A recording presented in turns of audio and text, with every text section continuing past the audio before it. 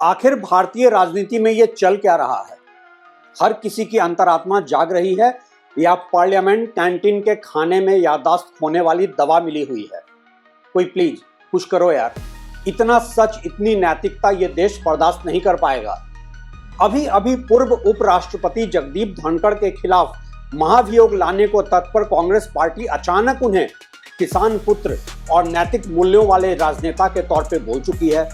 और अब संघ प्रमुख मोहन भागवत ने कांग्रेस की तारीफ कर दी है। वाकई समझना मुश्किल है कि कहीं हर कोई याददाश्त खोता जा रहा है या फिर सबकी अंतरात्मा जागती जा रही है, या फिर देश में बन रहा है माहौल एक नए राजनीतिक समीकरण का।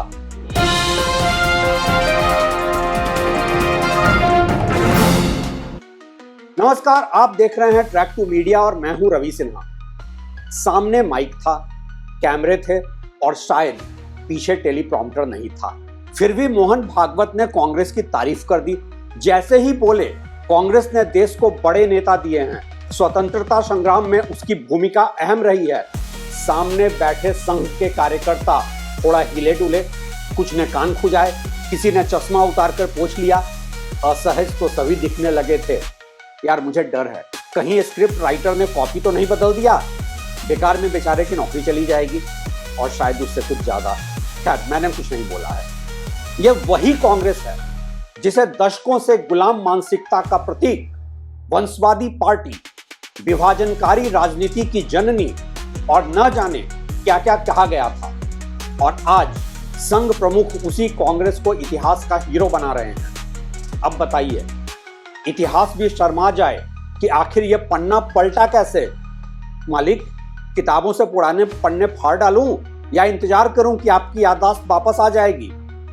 खैर, मुझे ऐसा लगता है कि संघ को शायद एहसास हो गया है कि जितना गरियाओ कांग्रेस का इतिहास उतना ही चमक उठता है। भला हो गांधी, नेहरू, पटेल, बोस का, जिन्होंने वो इतिहास लिखा जिसे मिटाना मुश्किल है। अब अगर सीधे सीधे इतिहास मिटाना भारी पड़ रहा है तो क्यों ना उसे अपनाकर ही उसे बेजान कर दिया जाए।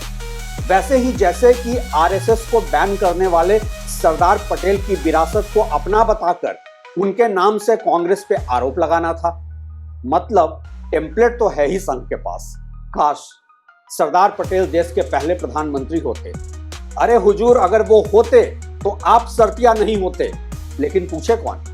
व्हाट्सएप यूनिवर्सिटी के फॉरवर्ड रिसर्च पेपर के विद्यार्थियों को क्या पता कि इतिहास क्या बला है। और इसीलिए तारीफ करने का यह फॉर्मूला बड़ा ही सिंपल है। पहले बोलो कि हाँ, कांग्रेस ने देश को नेता दिए, फिर धीरे से कान में फुसफुसाओ, लेकिन अब वो कांग्रेस कहां रही?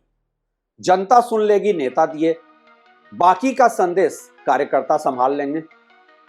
लेकिन आईटी सेल क्या करेगा मेरे सरकार? ये तो वही बात हो गई कि कोई आपके पिताजी को सम्मानित कर दे और फिर आपसे कहे, बेटा तुम तो वैसे नहीं निकले। अब कांग्रेस चाहे तो बाप दादा के किस्से सुनाती रहे, लेकिन वर्तमान का रिपोर्ट कार्ड खुद भरना पड़ेगा। वैसे भी तारीफ करना राजनीति का नया अहिंसात्मक हथियार है। विरोध की गोली सीधी मार देती है, तारीफ की गोली धीमे जहर की तरह असर करती है।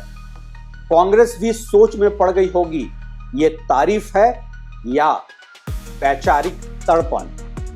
सियासत में जब विरोधी आपका गुणगान करने लगे तो समझ लीजिए, या तो वो थक गए हैं या फिर आपके मृत प्राय शरीर पे फूल चढ़ा रहे हैं। कांग्रेस को तय करना है कि ये पुष्पांजलि है या पुष्प वर्षा। क्या तय कर पाएगी कांग्रेस?